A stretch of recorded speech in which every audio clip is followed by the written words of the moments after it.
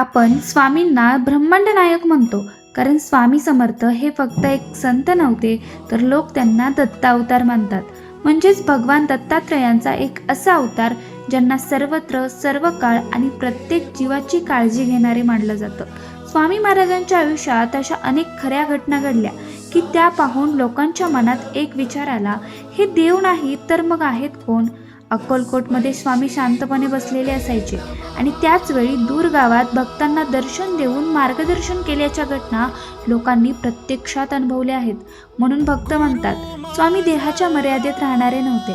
जेव्हा कोणाचं जीवन अडकलं, घरात संकट आलं, मन खचलं, तेव्हा स्वामींनी मोठमोठ्या शब्दात उपदेश केला नाही.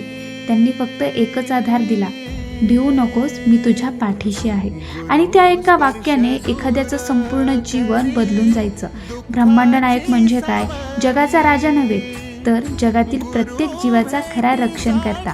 म्हणूनच भक्त आजही मनापासून म्हणतात, अक्कलकोट निवासी ब्रह्मांड नायक श्री स्वामी समर्थ.